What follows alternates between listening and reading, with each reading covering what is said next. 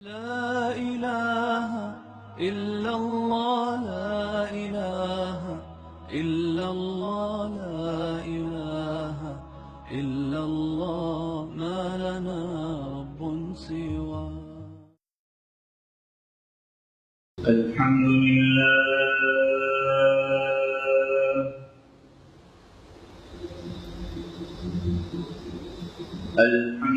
لله نحمده ونستعينه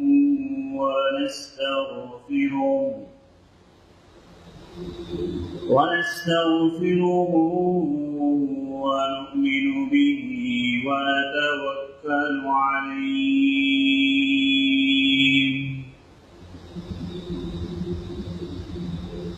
ونعوذ بالله من شرور أنفسنا ومن سيئات أعمالنا.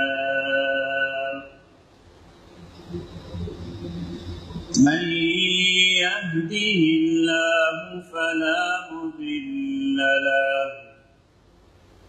ومن يضلله فلا هادي له. ونشهد أن لا إله إلا الله وحده لا شريك له. ونشهد أن سيدنا ومولانا محمدًا عبده ورسوله أرسله الله إلى كافة للناس بشيرا ونذيرا وداعيا إلى الله بإذنه وسراجا منيرا. وصلى الله عليه وعلى آله وأصحابه وبارك وسلم تسليما كثيرا.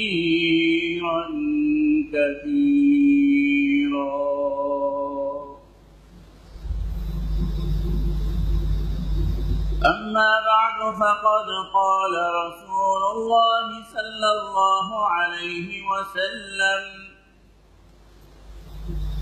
ينادي الملك يا باغي الخير أقبل ويا باغي الشر اقصر ولله عتقاء من النار،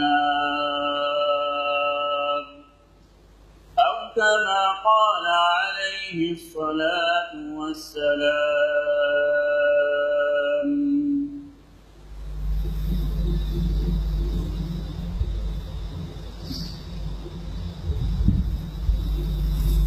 أما بعد، मेरे अजीज सामीन किराम, सबसे पहले दुआ फरमाइए अल्लाह तबारक व तआला मुझे ऐसे कलिमात कहने की तौफीक अता फरमाए जो हम सब के लिए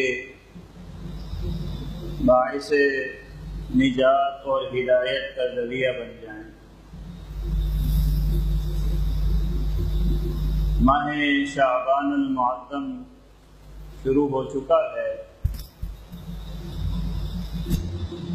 ये माह मुबारक खुद भी अहमियत का हामिल है कि हुजूर सल्लल्लाहु अलैहि वसल्लम इस माह मुबारका में बकिया महीनों से ज़्यादा रोज़े रखा करते थे। जब एक मरतबा हुजूर सल्लल्लाहु अलैहि वसल्लम से सवाल किया गया कि इस माह मुबारका में क्या वजह है کہ آپ زیادہ روزے رکھا کرتے ہیں، تو فرمایا کہ اس ماہ مبارکہ میں پورے سال کے اعمال اللہ کے حضور پیش کیے جاتے ہیں۔ میری یہ خواہش ہے کہ میرے پورے سال کے اعمال جب اللہ کے حضور پیش ہوں تو میں روزے سے ہوں اور اللہ کی عبادت میں۔ اس کی پکی ایک اہمیت، اور اس کی ایک اہمیت یہ بھی ہے کہ رمضان المبارک کے ماہ مبارک سے پہلے متصل آنے والا یہ مہینہ ہے۔ رمضان المبارک اللہ تبارک و تعالی نے اتنی رحمتوں کی وسعت اس ماہ مبارک میں رکھی ہے، عظمتوں کی اتنی بلندی اس ماہ مبارک کی رکھی ہے کہ یہ ماہ مبارک جس مسلمان کو زندگی میں نصیب ہو، اللہ کی بہت بڑی نعمت ہے، بہت بڑی نعمت۔ قطع نظر اس بات سے کہ وہ مومن، وہ مسلمان عبادت گزار ہے یا گناہ گار ہے۔ عبادت گزاروں کے لیے بھی اللہ کی عظیم ترین نعمت، اور گناہ گاروں کے لیے بھی اللہ کی عظیم ترین نعمت یہ ماہ مبارک، ماہ رمضان۔ کیونکہ جو نیک لوگ ہیں، عبادت گزار ہیں، اور اگر ان کے دل میں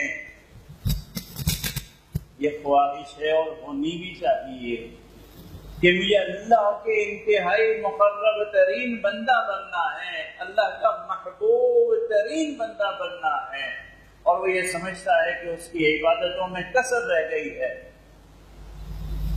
اس کی تہجد میں کسر رہ گئی ہے، اس کے ذکر میں، استغفار میں کسر رہ گئی ہے، تو اس کی یہ خواہش کہ اللہ کا مقرب ترین بندہ وہ بنے۔ رمضان المبارک کی رحمتوں میں اتنی وسعت ہے کہ اس کی منزل اس ماہ میں موجود ہے۔ اس مہینے کی عبادت سے وہ اللہ کے قرب اور اللہ کی محبت انتہا درجے کی حاصل کر سکتے۔ ایسی محبت اور ایسا قرب، ایسی نزدیکی رمضان کے علاوہ دوسری عبادتوں سے اگر مشکل ہے، تو رمضان میں اللہ کی رحمتوں میں اتنی وسعت ہے کہ انسان تھوڑی سی عبادت سے اللہ کی زیادہ نزدیکی اور زیادہ مقام حاصل کر سکتا ہے۔ اور اگر کوئی مومن مسلمان اللہ معاف کرے گناہ گار ہے، سالوں کا گناہ گار، سالوں کا، زندگی گزر گئی، بڑھاپا آ گیا ہے، اور آج وہ اگر بیٹھ کے سوچ رہا ہے کہ 30 سال 35 سال 15 سال اتنا لمبا عرصہ جو اللہ کی نافرمانی میں گزار دیے ہیں، وہ نافرمانیاں ایک طرف اور جو عبادت میں نہیں گزرا وقت اس کی محرومیاں ایک طرف، دونوں چیزیں ہیں۔ اگر یہ 20-25 سال گناہ نہ کرتے، گناہ والی زندگی نہ اختیار کرتے، تو نیکیوں میں گزارتے، لہو لعب میں نہ گزارتے، تو اللہ کی عبادت میں گزارتے۔ تو دو احساس ہیں، ایک تو یہ اتنا لمبا عرصہ گناہوں میں گزر گیا، اس گناہوں کے اثرات، اور سیاہکاری اور اللہ سے دوری الگ، اس کا احساس الگ، اور اس بات کا احساس الگ کہ اتنے 30 سال 35 سال 40 سال گزر گئے، نمازیں نہیں پڑھی، ذکر نہیں کیا، تسبیح نہیں کی، تہجد نہیں کی پڑھی، یہ کتنی بڑی محرومی ہے۔ اور اگر آج کوئی مسلمان بیٹھ کے اس احساس میں مبتلا ہے تو اس کے لیے بھی بڑی خوشخبری ہے کہ رمضان کی رحمتوں میں اللہ نے اتنی وسعت رکھی ہے اور رمضان کی عظمتوں میں اللہ نے اتنی بلندی رکھی ہے کہ اس رمضان کو جو آنے والا ہے اگر صحیح اس کی روح کے مطابق گزارنے کی توفیق ہو گئی تو یہ سالوں کی محرومی کا مداوع بھی بن سکتا ہے اور گناہوں کا کفارہ بھی بن سکتا ہے۔ کتنا عظیم مہینہ، کتنی اللہ کی رحمت ہے، کتنی بڑی رحمت ہے۔ اور جب اتنا اللہ کی اتنی بڑی رحمت قریب ہو، انسان کی زندگی کا اتنا اہم موقع اسے نصیب آ رہا ہو تو یقیناً اس سے پہلے جو وقت ہوتا ہے وہ قیمتی ہوتا ہے۔ اس رحمتوں، اس اہم اوقات کو صحیح مطابق گزارنے کی تیاریوں میں لگنا چاہیے، اسے ہی ہم اپنی اصطلاح میں استقبال رمضان کہتے ہیں۔ حضور صلی اللہ علیہ وسلم تو 2 مہینے پہلے رجب جب آتا تھا، رجب کا چاند جب دیکھتے تو یہ دعا فرماتے اللہم بارک لنا فی رجب و شعبان وبلغنا رمضان۔ کیوں؟ سننے والوں کو تاکید ہو جائے کہ رمضان آ رہا ہے، تیاری کرو۔ 2 مہینے پہلے دعائیں شروع کر دیتے کہ میری امت متوجہ ہو جائے کہ رمضان آ رہا ہے۔ اور اس وقت حضور صلی اللہ علیہ وسلم کے ارد گرد کون ہوتے تھے؟ حضرت ابوبکر صدیق، حضرت عمر فاروق، حضرت عثمان، حضرت علی المرتضی۔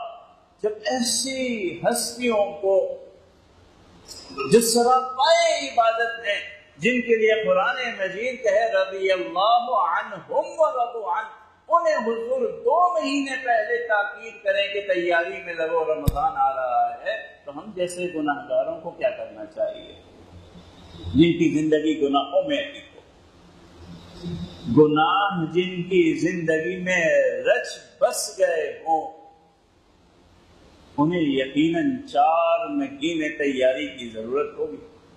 4 مہینے، 5 مہینے، اب تو بہت کم دن رہ گئے، اب تو 25-26 دن رہ گئے ہیں رمضان المبارک کی تیاری کے لیے۔ کیا ہم نے یہ تیاری شروع کر دی؟ کیا ہماری یہ تیاری صحیح رخ پر ہے؟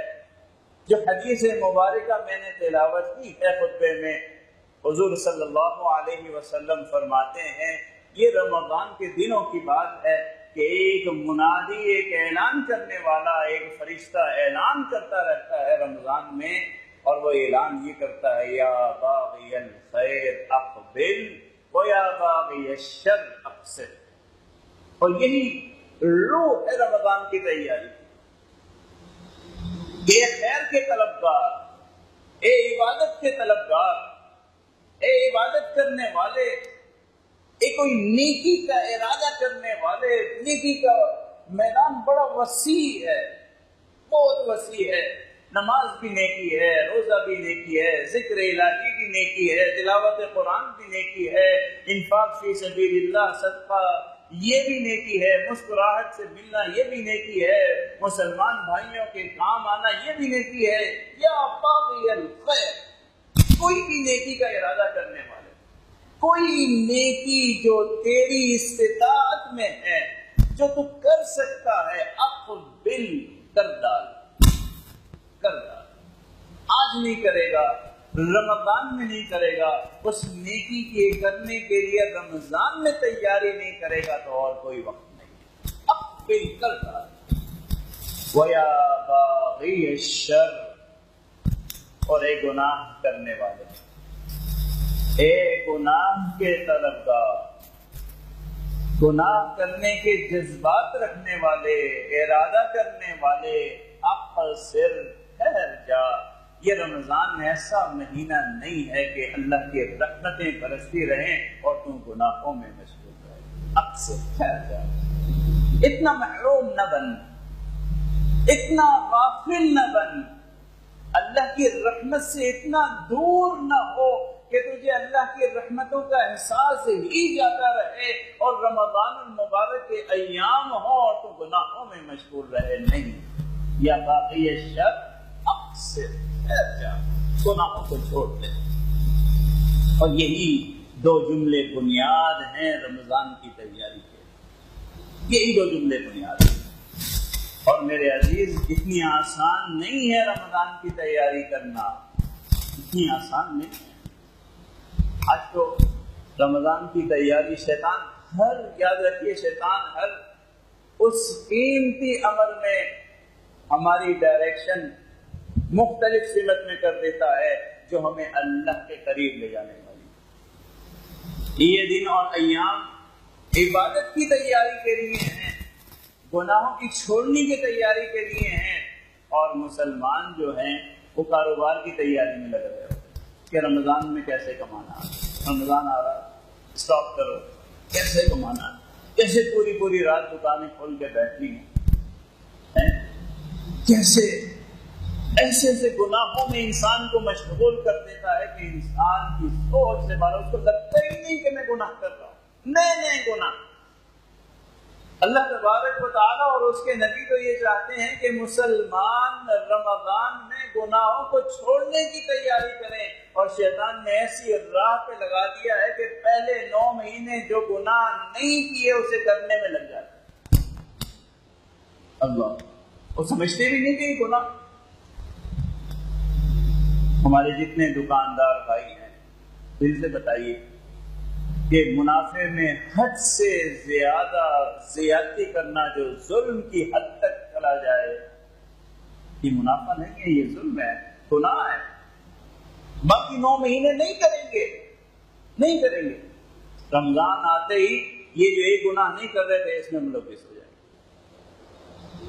چاہیے تو یہ کہ ہم گناہ والی زندگی چھوڑنے کی فکر کریں۔ شیطان نے ہمیں اس کام پہ لگا دیا ہے کہ نئے گناہ رمضان میں پیدا کر دیے ہیں اور مسلمان کو نئے گناہوں میں ملوث کر دیا۔ تو یا باغی الشر اقصر، یہ جو دن آج ہیں، ایام ہیں، یہ اس تیاری میں گزرنے چاہیے کہ ہمارا پورا رمضان کیسے گناہوں کے بغیر گزرے گا، یہ تیاری کرنی ہے۔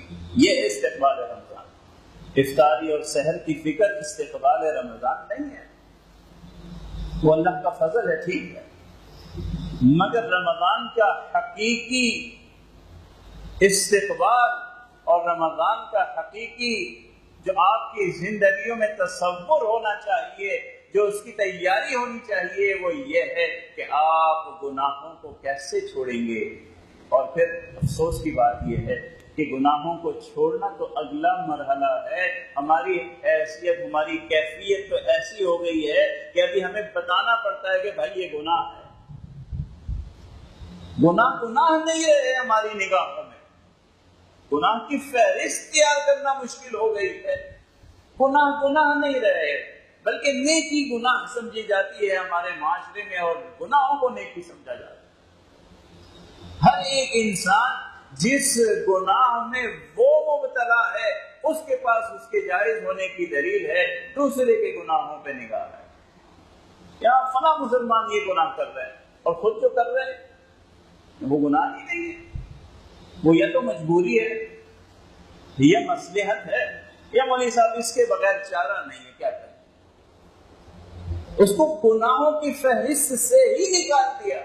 نہیں میرے عزیز، نہیں میرے عزیز، اس میں آپ کا اپنی ذات کا فائدہ ہے، یہ اپنے اندر سے تحریک شروع کرنی ہے۔ باہر کا انسان کیا کرے، وہ آپ کو سمجھا سکتا ہے، یہ تحریک اندر سے شروع کرنی ہے، یہ سوچ اپنے اندر سے پیدا کرنی ہے، اور انہی دنوں میں پیدا کرنی ہے کہ میں نے پورے رمضان المبارک کی یہ 30 دن اور اس کا ایک لمحہ نہ کبیرہ گناہ کرنا ہے نہ صغیرہ کرنا۔ شیطان کے اس بہکاوے میں مت آئیے کہ بہت مشکل ہے، شیطان کے اس بہکاوے میں مت آئیے کہ بہت مشکل ہے۔ ایک امید تو جگائیے، نیت تو کیجیے۔ انسان بڑے سے بڑا کام کر جاتا ہے اپنی نیت پر، اپنے ارادے پر۔ آپ نے تو دین کے معاملے میں شیطان نے اتنا بہکا دیا ہے کہ نہیں مولوی صاحب یہ بہت مشکل ہے۔ کیسے مشکل ہے؟ ایک تہجد پڑھنا بہت مشکل ہے مولوی صاحب، کیوں بھائی تہجد پڑھنا کیوں مشکل ہے؟ آدھے گھنٹے کے لیے تو اٹھنا ہے، کیوں مشکل ہے؟ یہی انسان اس کے ساتھ کھڑا ہوا، اسے کہو نوکری چاہیے، رات کو چوکیداری کرے گا، ہاں کوئی مشکل ہی نہیں، کیا مشکل ہے؟ کہیے میں تیار، آپ مجھے نوکری دیجیے، ساری رات میں چوکیداری کرنے کو تیار ہے، کوئی مشکل ہی نہیں ہے صاحب۔ اگر اسے اگلے جملے میں یہ کہیں کہ چھوڑیے نوکری تو نہیں ہے مگر تہجد پڑھا کیجیے، پھر وہی چیز مشکل ہو جائے گی، بہت مشکل ہے صاحب۔ کہاں وہ تہجد ہوتی ہے؟ ساری رات دنیا کے لیے تو جاگ سکتے ہیں، اور اللہ کے لیے نفل ہے نا مولانا صاحب، کیوں سختی کرتے ہو؟ بات کیوں تو نفل ہے، اوور ٹائم لگا لیں گے۔ کتنے میرے ساتھی اپنے منافع کو بڑھانے کے لیے اوور ٹائم دن کو بھی کام کر رہے ہیں، رات کو ڈبل کر رہے ہیں کہ نہیں کر رہے؟ آسان ہے، کیونکہ ارادہ کر چکے ہیں کہ یہ کام کرنا ہے، اور جب دین کی باری آئے تو ہر چیز مشکل ہے، کوئی مشکل نہیں ہے۔ میرے عزیز یہ ارادہ کر لیجئے کہ رمضان المبارک کے پورے مہینے کو گناہوں کے بغیر گزارنا ہے، وہ گناہ بھی چھوڑنے ہیں جو عام دنوں میں کرتے ہیں، اور ان گناہوں سے بھی بچنا ہے جو رمضان میں شیطان نے ہمارے اوپر مسلط کر دیا۔ کوئی مشکل نہیں۔ سب سے پہلے فہرست بنائیے، سوچئے تو صحیح اللہ کی کتنی نافرمانیاں کر رہے ہیں، اور الگ فہرست بنائیے، گناہ کبیرہ کی الگ، گناہ صغیرہ کی الگ، بیٹھ کے فہرست بنائیے۔ پلاننگ کرنی پڑتی ہے، ہر کام کے لیے سوچنا پڑتا ہے، وقت نکالنا پڑتا ہے، آخرت اور دین کے لیے بھی سوچنا پڑے گا۔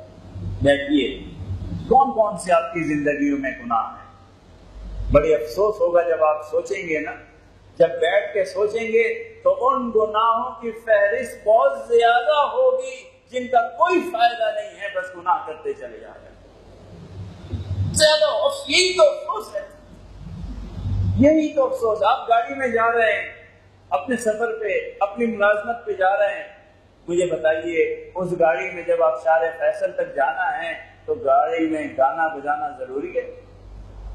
فائدہ ہے کوئی؟ گانا بجا کر جائیں گے تب بھی شارع فیصل جائیں گے، گانا بجائے بغیر جائیں گے جب بھی شارع فیصل جائیں گے؟ کیا گانا سنتے ہوئے شارع فیصل جلدی آ جائے گا؟ نہیں آئے گا جلدی، کوئی فائدہ نہیں۔ اور گناہ ایسا کہ حضور صلی اللہ علیہ وسلم نے فرمایا کہ یہ ام الخبائث ہے، گناہوں کی جڑ ہے، گناہوں کی جڑ۔ اور کر کیوں رہے ہیں؟ کوئی فائدہ نہیں۔ کیوں کر رہے ہو بھائی؟ کیوں سن رہے ہو جب اللہ کے رسول نے منع کر دیا ہے، اسے ام الخبائث کہا ہے؟ کیوں سن رہے ہو؟ کیوں کر رہے ہو؟ بے فائدہ گناہ، بے فائدہ گناہ۔ بیٹھے ہیں چار آدمی بیٹھے ہیں، کیا بات کریں گے؟ آپ آج کے بعد سوچئے گا، جب بھی یہ چار آدمی بیٹھیں گے، غیبت، جھوٹ، دوسرے کے مذاق اڑانے کے علاوہ کوئی اور بات نہیں، کوئی بات نہیں۔ جب چار آدمی ملیں گے، یہ کسی کی غیبت کریں گے، جھوٹ بولیں گے، یہ کسی کا مذاق اڑائیں گے، اس کے علاوہ کوئی اور بات نہیں ہے ہمارے پاس۔ کیوں بھائی؟ کیوں غیبت کر رہے ہو؟ اور غیبت ایسا گناہ اللہ معاف کرے کہ حضور صلی اللہ علیہ وسلم نے اس گناہ کی برائی بیان کرتے ہوئے فرمایا کہ یہ ایسا ہے کہ اپنے دوست پیارے اور جبکہ وہ فوت ہو چکا ہو اس کا سڑا ہوا گوشت کھانا۔ اللہ کا نبی کہہ رہا ہے اتنا بڑا گناہ، اور کرتے کیوں؟ فضول وقت گزر نہیں رہا ہمارے ساتھ، وقت نہیں گزرتا، کیا کریں؟ ایک دوسرے کی غیبت نہیں کریں گے، وقت کیسے گزرے گا ہمارا؟ گناہ کر رہے ہیں، گناہ سمجھتے بھی نہیں۔ آج ایسے کہتے ہیں کیا ہوا، یہ باتیں تو میں اس کے منہ پر کہہ دوں گا، تو اس کے منہ پر کہیں گے تو اس کے کیا مطلب؟ جب یہ ارادہ وہ منہ پہ کہیں گے تو غیبت نہیں رہے گی، گناہ نہیں رہے گا، جائز ہو جائے گا۔ ارے منہ پر کہیں گے تو کون سی اچھی بات کریں گے؟ کسی مسلمان کو تکلیف دے کے کون سی نیکی کریں گے آپ؟ وہ بھی گناہ ہے، یہ بھی گناہ۔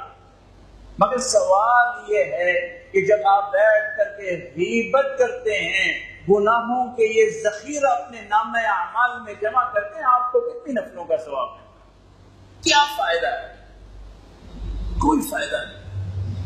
آج مسلمان کی افسوس یہ ہے، زندگیاں ایسے گناہوں سے بھری ہوئی ہیں جن گناہوں میں نہ کوئی مجبوری ہے نہ کوئی منفیت ہے، سوائے غفلت کے اور کچھ نہیں، سوائے غفلت کے اور کچھ نہیں۔ تو میرے عزیز بیٹھیے، ہر ایک اللہ تعالیٰ ہم سب گناہ گار اور ہر ایک کی زندگی دوسرے سے مختلف ہے۔ دوسروں کی گناہوں پہ نظر کرنے سے بہتر ہے انسان اپنے گناہوں پر نظر کرے، اپنی نگہبانی کرے۔ اگر اپنی آخرت بنانی ہے، یہ انسان اور اللہ کا معاملہ ہے، اس میں کسی اور کا، اگر آپ نیک ہو جائیں گے میرا کوئی فائدہ نہیں، دوسرے بھائی کا کوئی فائدہ نہیں، آپ کا فائدہ۔ اگر آپ کا رمضان بغیر گناہوں کے گزرے گا، اس کا فائدہ آپ کو پہنچنا ہے۔ یہ انسان اور اللہ کا معاملہ ہے، اور اس کی تحریک اسی انسان سے شروع ہونی ہے، کوئی دوسرا نہیں کر سکتا، کوئی دوسرا آ کے آپ کو نیک نہیں بنا سکتا۔ آپ جب سے فیصلہ نہیں کریں گے کہ میں نے گناہوں کو چھوڑنا ہے، اور یہ فیصلہ کب ہوگا؟ یہ فیصلہ کب ہوگا؟ جب اللہ کی محبت دل میں پیدا ہوگی، اور اس محبت کا صحیح رخ سمجھیں گے۔ میں یہ نہیں کہتا کہ ہم اللہ سے محبت نہیں کرتے، میں یہ نہیں کہتا، یہ مت سمجھیے کہ میں آپ سے یہ کہنے لگا ہوں کہ آپ اللہ سے محبت نہیں کرتے، یہ میں نہیں کہتا۔ اور میرا یہ دعویٰ ہے کہ آپ سب اللہ سے اتنی محبت کرتے ہیں کہ شاید ہی کسی اور سے محبت کرتے ہوں۔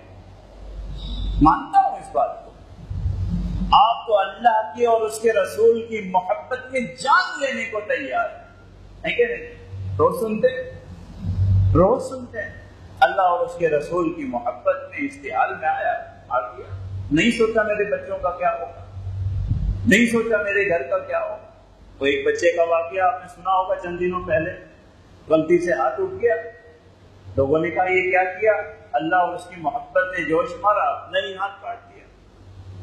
اللہ کی محبت تو ہے، لیکن میرے دوست سوال یہ ہے کہ اللہ کی یہ اتنی محبت جو اپنے گھر سے، آپ کے گھر ماں باپ بچوں کی فکر سے آپ کو فارغ کر دے، آپ قتل کرنے کو تیار ہو، مرنے مارنے پر تیار ہو، تو اتنی محبت آپ کو نماز پڑھنے پہ کیوں نہیں راضی کرتی؟ سوال تو یہ، جب اتنی اللہ سے محبت ہے تو یہ محبت گناہوں سے کیوں نہیں روکتی؟ یہ محبت آپ کو کیوں نہیں جگڑ لیتی کہ آپ نے جھوٹ نہیں بولنا؟ مارنے پہ تو آپ تیار ہیں، قتل کرنے پر تو آپ تیار ہیں، جھوٹ سے کیوں نہیں یہ محبت آپ کو روکتی؟ دھوکے سے یہ محبت آپ کو کیوں نہیں روکتی؟ سود سے یہ محبت آپ کو کیوں نہیں روکتی؟ غیبت کرنے سے یہ محبت آپ کو کیوں نہیں روکتی؟ جب یہ محبت کہاں جاتی ہے؟ جب آپ بے فائدہ گاڑی میں گانا بجا رہے ہوتے ہیں، یہ محبت آپ سے کیوں نہیں کہتی کہ یہ کیا کر رہے ہو؟ اللہ تبارک و تعالیٰ تمہیں دیکھ رہے ہیں، کیوں؟ یہ جب گانا بج رہا ہے تو اللہ بھی سن رہے ہیں، سن رہے کہ نہیں سن رہے؟ ہے عقیدہ کہ نہیں؟ ہے نا عقیدہ؟ میں جو بول رہا ہوں اللہ سن رہے ہیں، خود بھی سن رہے ہو، اللہ کو بھی گانا سنا رہے ہو، اللہ بھی تو سن رہا ہے۔ یہ گانا جب بجتا ہے تو اللہ نہیں سنتے؟ اس وقت یہ محبت آپ سے کیوں نہیں کہتی کہ اللہ کے بندے اللہ کو کتنی تکلیف پہنچا رہے ہو؟ اللہ کے بندے اللہ کو کتنی تکلیف ہو رہی ہوگی کہ اللہ نے کہا جھوٹ نہ بولو اور تم جھوٹ پہ جھوٹ بول رہے ہو۔ اللہ نے کہا غیبت نہ کرو اور وقت گزارنے کے لیے غیبت کر رہے ہو، اور اللہ سن رہا ہے، دیکھ رہا ہے۔ بات یہ ہے کہ اللہ کی اس محبت کو شیطان نے دوسرے رخ پہ لگا دیا۔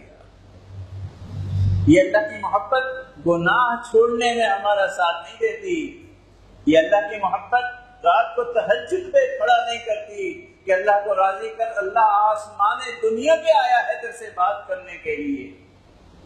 اللہ اکبر۔ جب ہم نماز پڑھتے ہیں، آج اگر کوئی شخص یہ کہے کہ مجھے خواب میں اللہ تبارک و تعالیٰ کی زیارت ہو گئی، ہم سب چلے جائیں گے، ہاتھ چومیں گے، اس کا ماتھا چومیں گے کہ نہیں چومیں گے؟ اللہ کی محبت چاہتے ہیں۔ مگر وہی اللہ کا رسول فرماتا ہے کہ جب تم نماز پڑھتے ہو اللہ تم سے ہم کلام ہوتا ہے، ہم کلام ہوتا ہے، تم کہتے ہو الحمدللہ رب العالمین، اللہ تمہیں جواب دیتا ہے، اپنی زبان سے جواب دیتا ہے، اور یہ مسلمان نماز ہی نہیں پڑھتا، اسے احساس ہی نہیں کہ میں اللہ کی ہم کلامی سے محروم ہو رہا ہوں۔ لوگ تو نماز پڑھ کے جائیں گے، اللہ انہیں جواب دیں گے، ان کی طرف متوجہ ہوں گے، اور میں دکان پہ بیٹھا ہوں۔ کتنی بڑی محرومی ہے۔ کہاں گئی محبت؟ کہاں گئی محبت؟ کیسی محبت؟ محبت ہے تقاضا بدل دیا ہے، رخ بدل دیا ہے محبت کا، شیطان نے دوسری امور پہ لگا دیا ہے۔ حالانکہ حضور صلی اللہ علیہ وسلم اللہ کی محبت دلوں میں پیدا کرتے، اور اس محبت کو لوگوں کو کہتے اللہ کی عبادت کے لیے استعمال کرو، گناہوں سے بچنے کے لیے استعمال کرو۔ یہ محبت تمہیں راتوں کو کھڑا کر کے تہجد پڑھوائے، اللہ کی یہ محبت تم سے روزے رکھوائے، اللہ کی یہ محبت تم سے ذکر استغفار کروائے، اللہ کی یہ محبت تمہارے زبانوں پر تانے لگوا دے کہ تم غیبت نہ کرو، تم جھوٹ نہ بولو، تم کسی کو دھوکہ نہ دو۔ کیسے ایک مسلمان دھوکہ دے؟ حضور صلی اللہ علیہ وسلم نے یہی فرمایا حدیث میں، الزانی حین یزنی وہو غیر مؤمن۔ کیا مطلب؟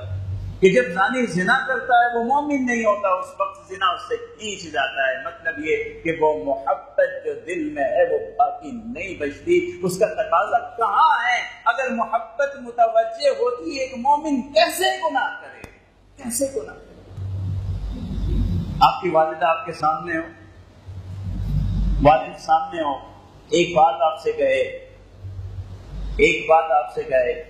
کم از کم ادنا درجے کی انسانیت یہ ہے کہ باپ کے نگاہوں کے سامنے اس کی نافرمانی نہیں کرو، ہے کہ نہیں؟ جتنا بڑا بھی نافرمان ہو جائے نا، جب باپ سامنے بیٹھا ہو تو شرم و حیا کر جاتا ہے، بعد میں جو کرتا ہے سامنے نہیں کرے گا۔ اللہ کے سامنے کیسے گناہ جاری ہیں؟ اللہ کے حضور موجود رہتے ہوئے گناہ کیسے جاری ہیں؟ میرے عزیز یہ احساس پیدا کر لیجئے، رمضان کیا کسی دن بھی گناہ کے قریب تک نہیں جائے گی۔ احساس پیدا کیجئے رب العالمین کی عظمت کا احساس، چاہے محبت پیدا کیجئے، چاہے عظمت پیدا کیجئے، چاہے ڈر پیدا کیجئے۔ یہ تینوں حق ہیں اللہ کے۔ اللہ اتنا عظیم ہے کہ اس کے نگاہوں کے سامنے انسان کو ہمت نہ ہو کہ وہ گناہ کرے۔ کیسے گناہ کرے؟